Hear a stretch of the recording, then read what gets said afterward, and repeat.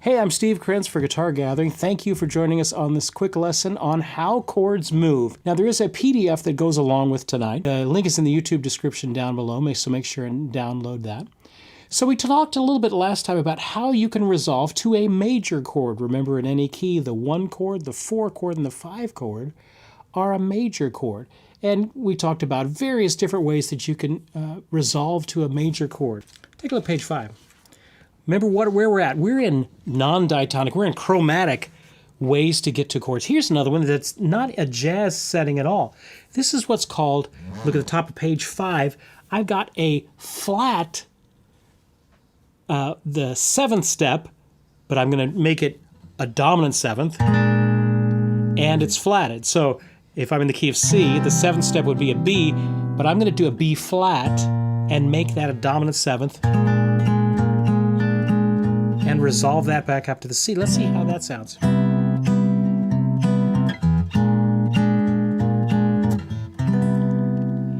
It's functioning like a dominant, but it's kind of another way to get there. One of the little terms that we use to call that is called a backdoor dominant. So instead of using a 5-7, a G7 to a C, I can use a B flat 7 to a C. You hear this a lot in kind of R&B tunes, gospel sort of sounding tunes. Oh, it's in jazz songs like Misty. It's even in John Mayer's 2001 breakout hit No Such Thing. The whole chorus is basically a backdoor dominant resolving to the 1 there. Here's another example of it. You Are So Beautiful. This is a perfect example of another backdoor dominant. So we have You Are So Beautiful. This is the 4. Here comes the backdoor dominant. That B flat 13. To me. I'll play this again. You are so beautiful. Here it is. To me. Okay, so that B flat 13th, that whole step down from the root, the target chord, and kind of a dominant, that's called a backdoor dominant.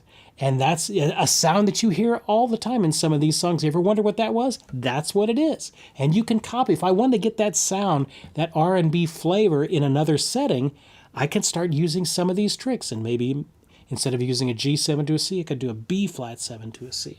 So just like we did, we can do a 5 to 1. We can also do a 2 minor 5 to 1, but using the backdoor dominant. So I would use in C, this backdoor dominant is a B flat. And if I did if I'm thinking that's a 5, what would be the 2 of that B flat? And that would be an F minor. Resolving to the C. So listen how that sounds, and I'll explain to you a little bit more.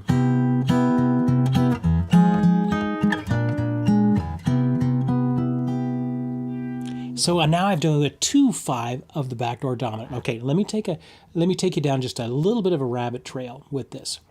Here's what's happening. F minor to a B flat. Well, that's really like the 2-5 if I'm in the key of E flat, right? 2 minor. If I'm in the key of E flat, it would be an F minor, B flat to an E flat. Well, we're going to think in parallel majors and minors. We talked about relative majors and minors. This is called parallel. So if we're in C major, a 2-5 would be D minor, G7, C. But if we're in C minor, which is also the same as F or E flat major, right?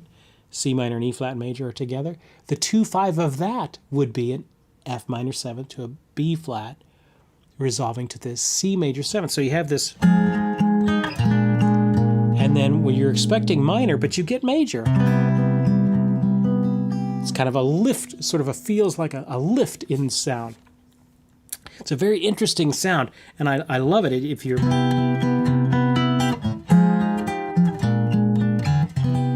want to solo, maybe, and you want to sound jazzy, start throwing the backdoor 2-5, and suddenly you'll sound so wonderfully exotic in your soloing, and all you're doing is kind of flipping that C major and C minor right there. Let's do another one. Look at the bottom of page 5. Here's another one. It's not jazzy at all. This is another way that we can build this tension is we're going to do, what does it say there? A flat 6th major, flat 7 major to the C. Ooh, what does that sound like?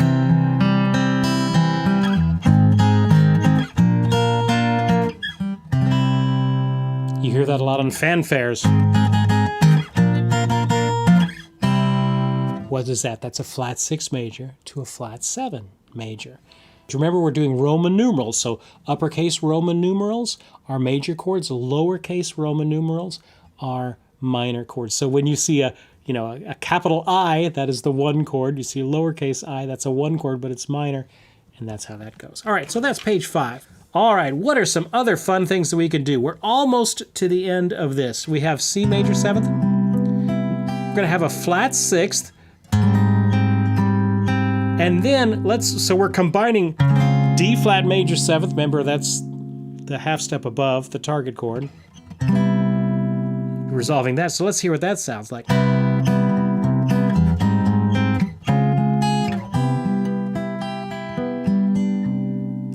Very interesting sort of a sound there. You see how I'm kind of combining different techniques in that one. Take a look at the second one on page 6. What if I did a 3-6-2-5, but instead of the 3, we've got an E minor 7th. Then instead of the 6, I'm going to throw this E flat major 7th in there. Then I have the 2. Then the D flat major 7th. C. So my bass line's going. And it ends up sounding like.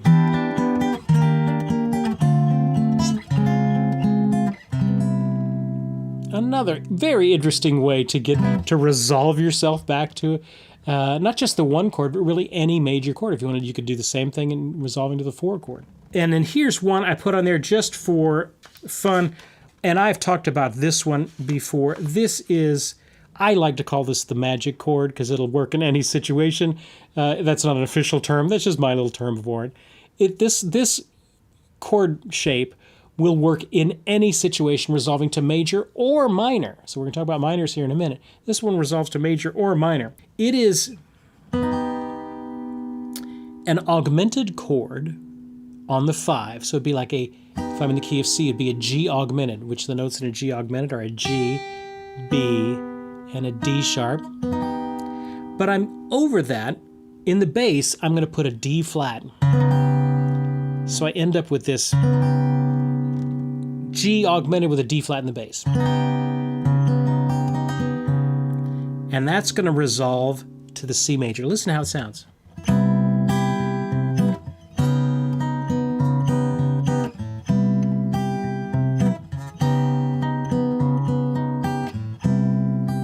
Now, I showed you a version there in that middle line on page 6. Here's the 5th string root version of this shape of this chord. There's also a 6th string version of this chord. If I just transfer each note, I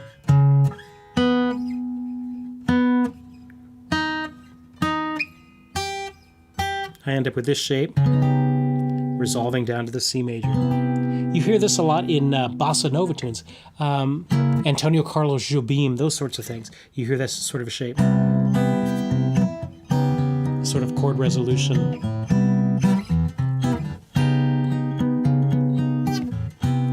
I only showed you 2 because that's all I use. Remember you're approaching the chord, the target chord from a half step above. So this is always D flat going down to the C. And if I'm going to an F, I would do it before an F.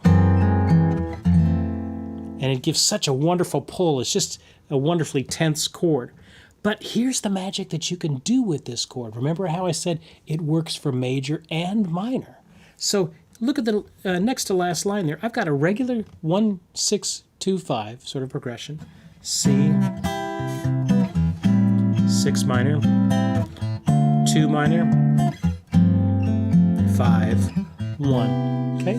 But look what happens. I'm going to throw my magic chord in either the 6th string version or the 5th string version before each one of those chords. That's all I'm doing. So look what happens. Look what it sounds like.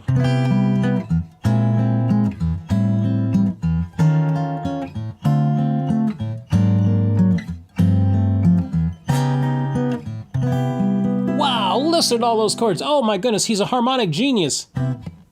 I'm just playing the same chord in front of each of the chord shapes from a half step above.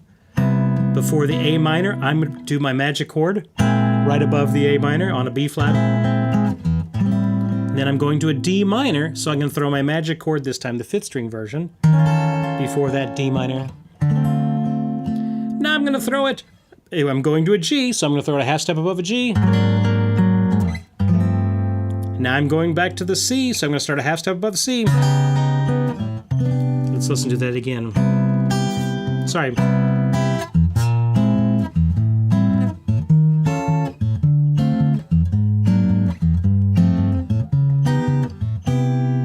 Oh, there you, man, we're getting into some fun stuff. All right, that is all of the, not all of the major chords. You're beginning to see, hopefully, that there's a lot of possibilities there, and I've just kind of scratched the surface of them all. But we've talked about how you can resolve to major chords, the 1 chord, the 4 chord, things like that. But now there's also a few tricks that we can do for resolving to minor chords. Let's say we're going to resolve to the 2 minor, a D minor, or the 3 minor, an E minor, or the 6 minor. Remember, in any key, the 1 chord built off of the 1st step is a major. The chord built off of the 2nd step is a minor, D minor in the key of C. Chord built off of the 3rd step is minor. Chord built off of the 4th step is major. Chord built off of the 5th step is major, but it's dominant, so it's kind of its own category. Then we have the 6 minor.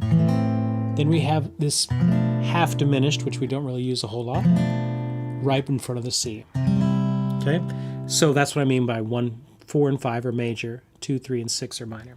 So take a look at top of page 7 there. Let's talk about different creative ways that we can get to a minor chord. So for these situations here, I'm going to shift things around a little bit.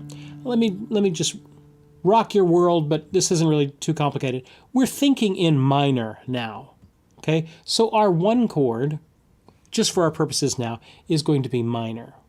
Okay, don't get too knocked out about that. I did a whole lesson. I'll try and link it in the YouTube description after we finish this, of how minor works. But we're going to use we're assuming that 1 is minor. Okay, so D minor, I would write that as a lowercase I and M, and then I can go from its 5, D, A, make it a dominant 7th, and that will get me to the D minor. 5 of the minor. So that's the easiest way, just go to 5 to the minor 1. Well, another thing that sounds particularly good in minor is if I add some color tones. Remember, we can add color tones to all these. And I'm going to, on that 5 chord, I'm going to make it augmented. You can even do a sharp 5 or sharp 9 or flat sharp 9, flat 9. Any of those work great. But augmented sounds particularly good to resolving to a minor 1. Listen how that sounds. Doesn't that sound great? Augmented to the minor 1. You can also do, just like we could do 2-5-1 in major, we can do 2-5-1 in minor. Now the 2 chord, just trust me on this, the 2 chord, when I'm dealing in minor, is a minor 7th flat 5, otherwise known as a half diminished. So if I'm in D, if they were saying that's the minor 1, then the 2 would be an E minor 7 flat 5. The 5 would be A 7th or A augmented maybe. And we're resolving back to the 1. So now we're just doing a 2-5-1 in minor.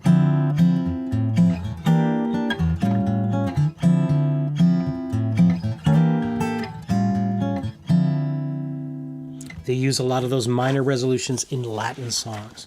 Take a look at the next one. We can, this is the top of the line of page 8, we can do that 2-5-1, E minor 7th.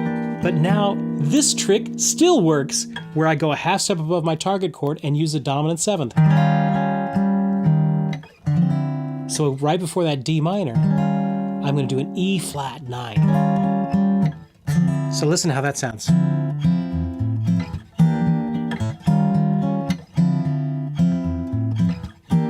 E flat. Oh, isn't that fun how things can move around? Look at the next one there. This works for major and minor as well. I can proceed whatever chord I'm going to with a diminished chord a half step below it.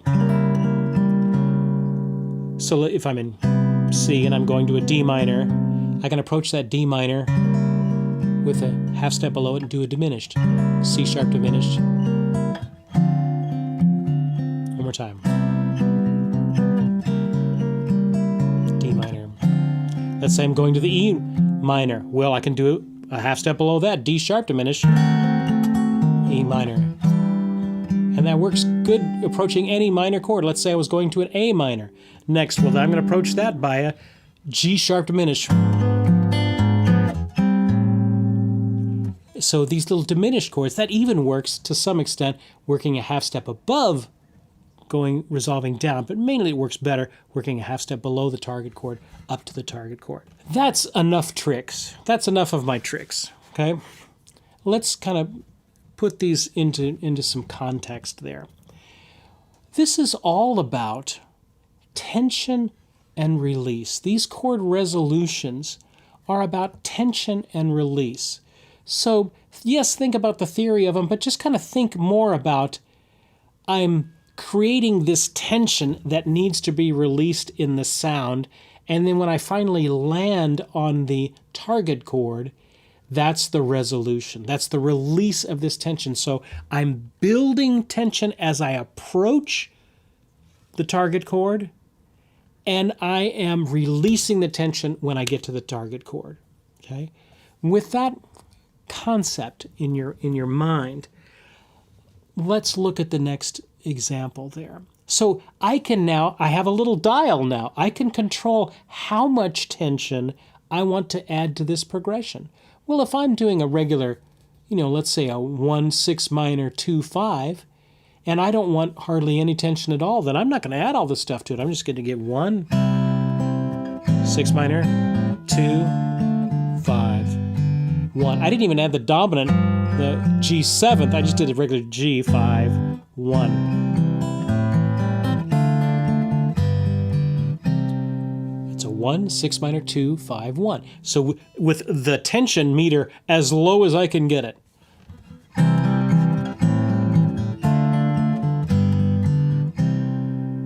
Now take a look at the next one. Now I'm going to crank up the tension meter. What do I have here? I have a C major 7th. Then I have, before the A, I'm going to throw my magic chord in. And then instead of an A minor, I'm going to make it an A augmented with a sharp 9, just really make that tense. Then maybe even resolve it to the flat 9. All building up to release on that D minor 11th. Now I'm coming up to the C7, so I'm expecting a 5, but I'm not going to give you a 5. I'm going to be a little tense there. I'm going to give you an A flat major, 13th, with a flatted 5th. Then a half step above major 7th. Then a C major 7th. Let me play it again for you.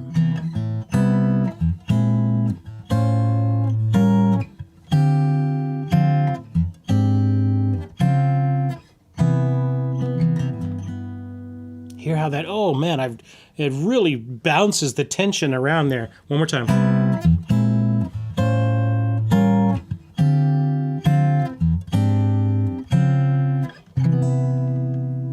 So now I can control how much in a progression tension I want to add. If I want to sound a little bluesy R&B, well then I go back and I'll throw maybe that backdoor dominant in.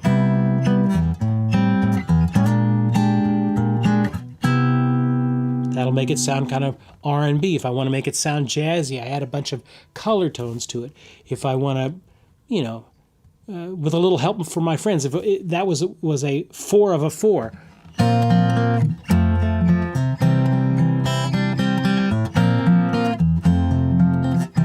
You hear that a lot in pop songs. A lot of Bruce Springsteen songs have that sort of a cadence in it. There you go. A little bit. We're just scratching the surface of how chords move. I hope this has been interesting to you as we've kind of expanded our ways of doing it. Don't overly worry about the theory involved. Just grab a few new chord forms, enjoy experimenting with some of these sounds and how you can approach, and then try them as you're playing a song and you've got a major chord coming up. Try one of these tricks right before it and see if it doesn't get you some more creative sounds. Tension, release. That is a huge concept with this. You listen to some of these classical songs, I've played these Bach songs, and, it's a 2-page song, and all of the second page is just one big, tense 5 chord that is waiting to be released at the very end. That's how this works. It's just all about the buildup of the tension. Doug is asking a question. We work so long learning in open chords. Should we replace our chord blocks in our songs and force us to do these substituted chords? No. You don't need to. Learn everything you can, but just realize that this is just another tool. Those other ways of doing that are just as valid. Those other ways of playing chords are just as valid. But now I can choose if I want to sound more triad-based, more country, more bluegrass. I wouldn't dare throw any of these jazz chords in there. If I want to sound a little more Latin, I can throw some of these ninths, maybe these augmented chords. If I want to sound jazzy, I can start going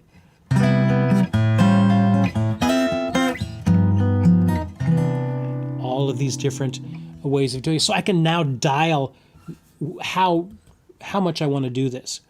I can't tell you how many rehearsals I've been in where if I play a jazzy chord, I get too off script and the whole band is playing, it's going to screw things up. So I don't want to do that. But if it's just me and a singer, and I start throwing some of these things in, it makes all the difference in the world, and they just love the tension and the buildup of all that rather than me just going. That's nice and all, but if I can give them a little bit more tension and harmonic color in the right context, it's very appropriate to learn that. So, all that to say, we're not throwing away the old, we're just adding some new chord shapes to do that. And I would encourage you to go through these chord shapes and play them, and then try and put them in a musical setting and see if that doesn't give you some ideas. I've given you 1,000 things. Grab one crayon out of this box. Grab one example and try and implement it, and that's a good place to start with that. I want to play a little bit of a jazz song here for you. Just Friends. I was reminded of this song today, and I thought, that'll be fun to play, so I thought I'd play this for you. Grab my old trusty 335. I'm going through my Hendrickson amp. It's a little bright, so I'm going to back my tone off.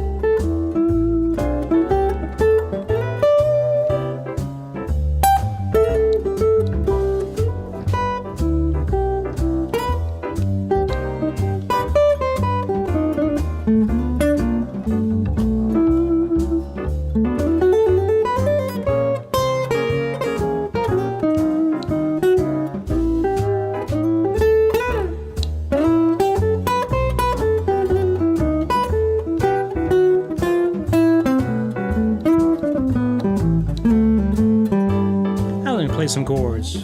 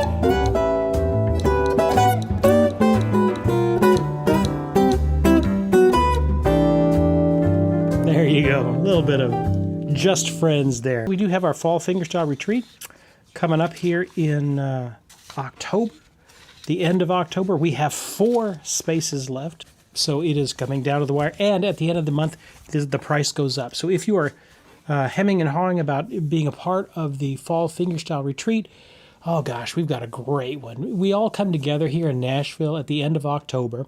It's about 3 days, and it's in the peak of fall colors. And the mugginess has blown out, and it's always just a beautiful time. We're at a beautiful retreat center. You know, you're sitting on a big leather couch, 5 feet away from some of the best fingerstyle players on the planet. We've got Gareth Pearson is going to be with us. We've got the reigning fingerstyle champion, Stephen Bennett, is going to be with us. Clive Carroll, incredible. One of the best fingerstyle guitar players I've ever heard in my life. We have tried to get him for many years, and he's going to be here with us. It is going to be a whale of a time. We all stay there. It's all enclosed there. We all eat together and all that sort of stuff. So if you're interested, check it out at fingerstyleretreat.com. I wanted to talk just for a second about power chords. I did a whole lesson. I'll try and link it in the YouTube description. Once I edit the video tomorrow, it'll be up there. What is a power chord? Power chords are, it's neither major or minor. So a normal triad is 1-3-5, and a minor triad would be 1 flat 3-5. A power chord takes out that whole third, and it's just left with a root and a fifth. So if I'm in the key of C, instead of a C, E, G major triad, or a C, E flat, G minor triad, I'm just going to do C and G, root and fifth. And then I can do this 3-note version of it if I want to, which conveniently works on the 4th string, or the 5th string root, and the 6th string. It's the same shape. Add a little bit of distortion on that, and you got it.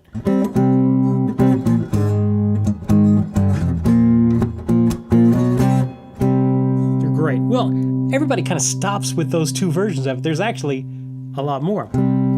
If I wanted to go a G, a C, and a G, that's still a C power chord. It's just got 2 G's and a C rather than 2 C's and a G.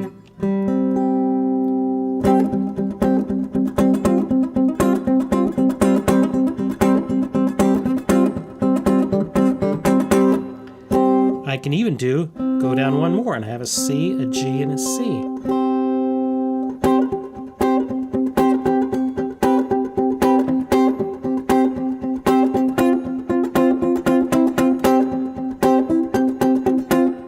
Well, what would that one be? Oh, here's another one. This would be an F power chord with F and C, but I have C, F, and C. So if you just learned about 4 forms, that shape, well, that's really just kind of the extension of that. And this shape, man, you've got... There's another way you could do it. An F, a C, and an F. So if you're talking about 4 shapes of it, you've got a whole lot more options for power chords than just to this.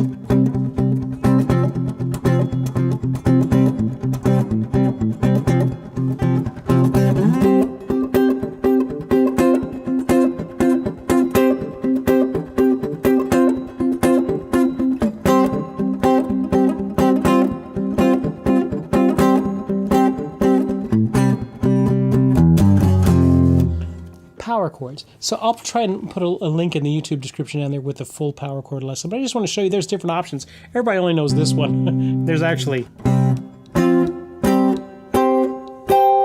They're all over. There's about 4 or 5 different shapes of them.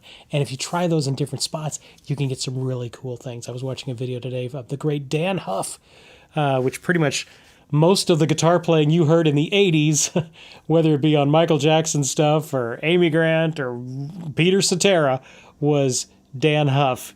And he was describing how he uses power chords and the voicings he was using is just amazing.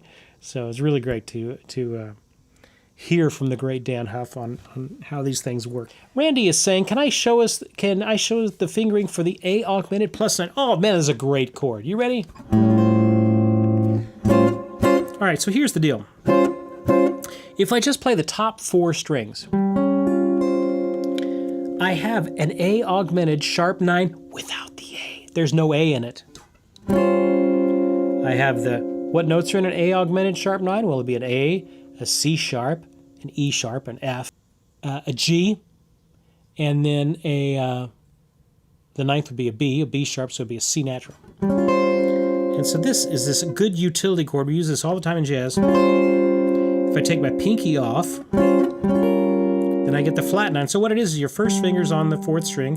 In this situation, I'm on the 4th string at the 5th fret. I'm going to take my 2nd finger and I'm going to bar at the 6th fret, the 3rd and 2nd string.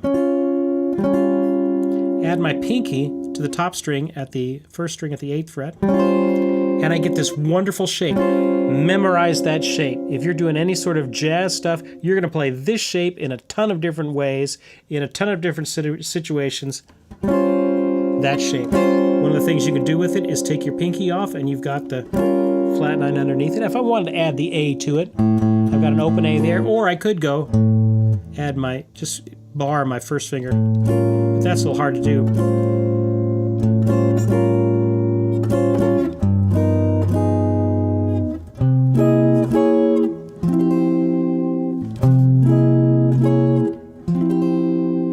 C augmented, sharp 9, flat 9, F major, resolving to the F major.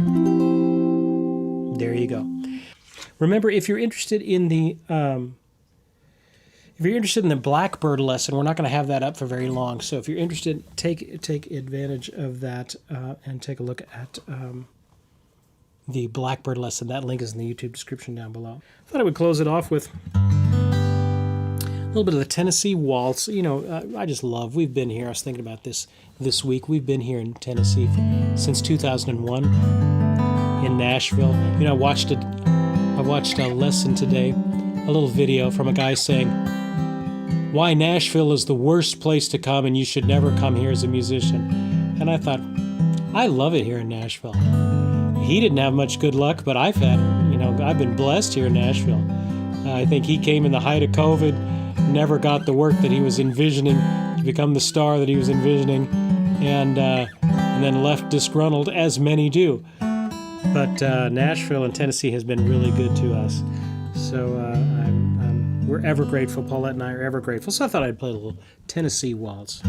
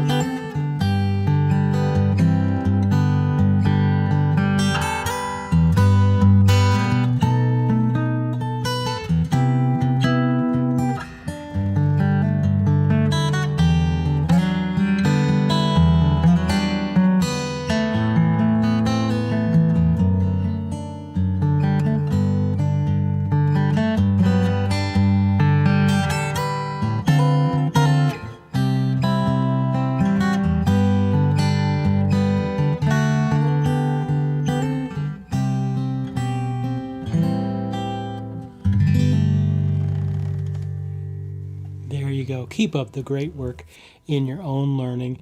You're not too old to learn. I had a student this past week was telling me about how they were just too old to feel like they could learn. That is just a lie from the pit. You can learn. You just have to apply it just like you would do anything if you were younger. You just have to think about it, work on it. Don't just kind of print these off and go through them one time. Go through them for the next 3 weeks, and you'll start to make progress with them. Lots of fun stuff going. Keep up the great work in your learning, and we will see you guys next time.